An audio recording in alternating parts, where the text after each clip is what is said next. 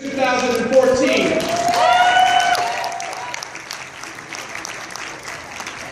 Now there is a very close relationship in Nevada politics between the grassroots and elected officials. I am nothing without all of you. And sometimes we have to remind ourselves what this is really all about. It's the people who elect us to office, not for some title for ourselves, not so that we can get the accolades and the recognition, but so that we can stand up and fight for the people who want us to represent them in our elected positions. And that's the way that it should be. And so I commend all of you for engaging us, for supporting us, for helping us understand that we are fighting for the same cause. And for the office holders in the room, I want to thank you for not forgetting who is responsible for employing all of us, and that's the people. Now, we've got a lot of work to do. There are a lot of important issues facing our country. We have to fight for comprehensive immigration reform that, once passed, will create 25,000 jobs here in the state of Nevada and reduce the national deficit by nearly $1 trillion and stop families from being torn apart by a broken immigration system. We have to fight to increase the federal minimum wage to $10.10 an hour, to lift 1 million Americans out of poverty, raising the wages directly for 158,000 Nevadans.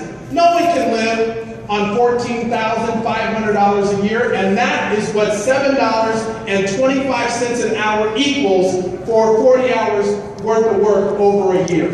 $14,500. Now, raising the minimum wage to $10.10 would boost wages by $315 million in Nevada alone. It means more money in the pockets of those who need it and who deserve it. Those who are working the hardest and who are striving to keep it together, who are on the brink, they're the ones that we're raising the minimum wage for. And businesses like Costco and the one that I worked undercover as a UPS driver, they can afford to pay $10.10 an hour. It's the right thing to do for their workers, it's the right thing to do for their customers, and it's the right thing to do for business.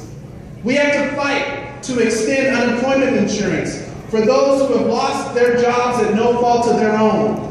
There are 34,100 Nevadans unsure right now of whether they will be able to put food on the table, be able to pay the rent this month, or to put gas in the car to go look for an interview. And we must fight to keep the money of special interests from corrupting the already fragile political system. This new recent Supreme Court ruling that allows people like Sheldon Adelson and the Koch brothers to buy elections is wrong. It's wrong. But we, the people, have the power to overcome that when we turn out and we vote and elect people who are going to represent our interests and not the special interests.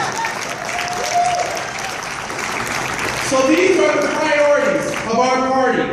These are the priorities of the elected officials who are in this room. And these are the priorities of the American people.